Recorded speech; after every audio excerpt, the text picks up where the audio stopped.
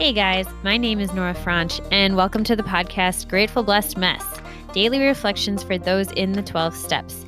I am a fellow 12-stepper and certified mindset coach, and I am here to introduce you to the value of mindset coaching in your 12-step journey. So if you feel like you are stuck in the steps, if you're slipping and sliding with your abstinence, mindset coaching may help you as it did me, and you can find me at catholicmindsetcoaching.com. These episodes are meant to invite you in to consider the truths of 12-step wisdom and to join in the very real struggle of living them in action. I hope that it feels almost like a mini meeting, and I invite you to contribute your own share on the Grateful Blessedness Facebook group to keep the discussion going.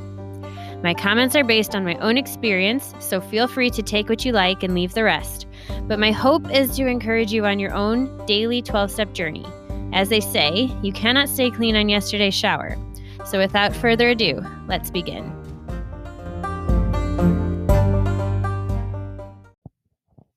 Hey everybody, we are reading from Beattie's The Language of Letting Go. The reading from March 27th on page 83, titled Afterburn. How could I do it? How could I say it? Even though I meant it, I still feel ashamed, guilty, and afraid. This is a common reaction to new, exciting recovery behaviors.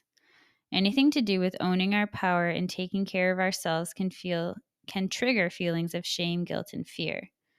We do not have to allow these feelings to control us. They're a backlash. They're afterburn.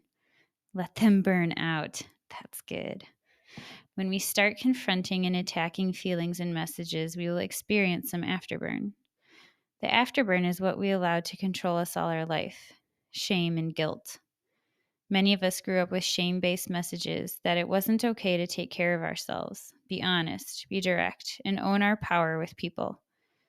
Many of us grew up with messages that it wasn't okay to be who we were and resolve problems in relationships.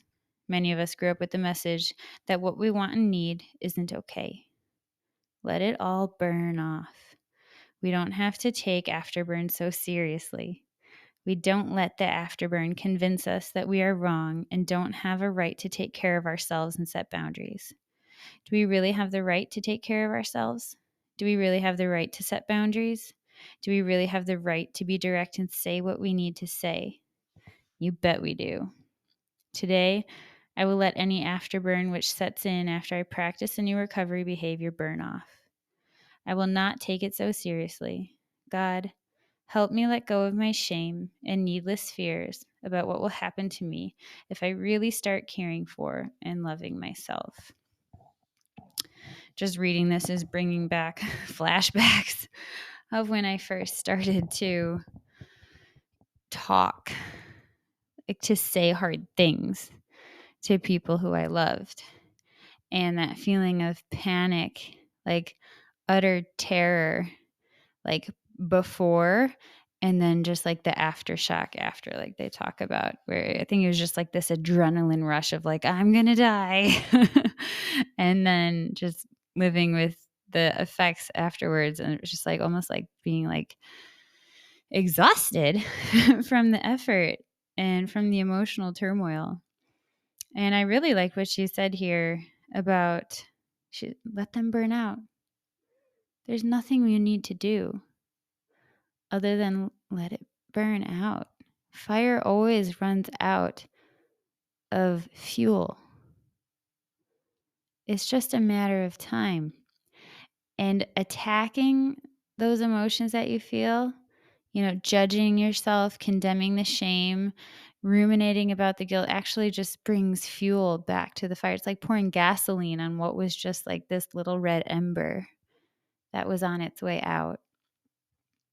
And for whatever reason, we don't know it.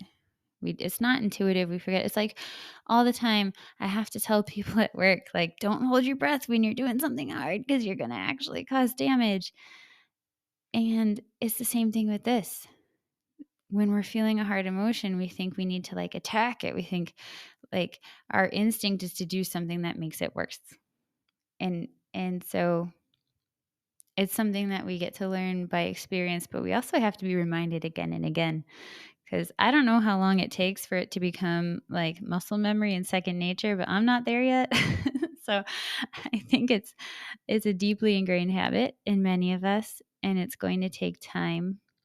And we get to have compassion for ourselves when we learn this process, which, then helps us to have compassion and understanding for the other people in our life who are on the same journey.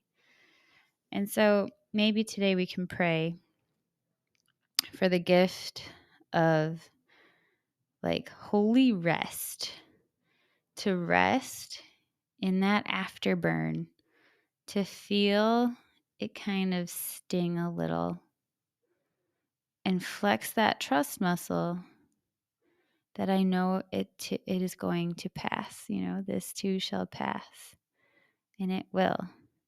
Remember, emotions are like a freight train. They come in, you see them coming, they come in fast, they're really loud, and they rumble the ground, and then poof, suddenly they're gone. And eventually our bodies reset and simmer down. And there are practical things that you can learn to help your body kind of reset, like physical things you can do, which are helpful. But I think underneath even that is the knowledge and the appreciation that I'm going to be okay. Because I did this once before, and I was okay after that. And you start to learn to trust yourself. And that's the effort of a lifetime. But we're all on the journey, and we're all in it together. With that, I pass.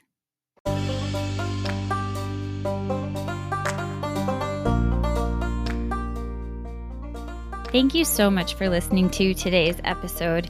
If you feel that mindset coaching could help you on your 12-step journey, please feel free to reach out and find me at catholicmindsetcoaching.com. This is not a replacement for 12-step work. This is something outside of the 12 steps. It is simply something that has a heart for the 12 steps and those who are in it. And so, welcome. If you are here, chances are you may also be a bit of a mess. And I hope that you can learn to find some gratitude in the blessings that have come from your messes.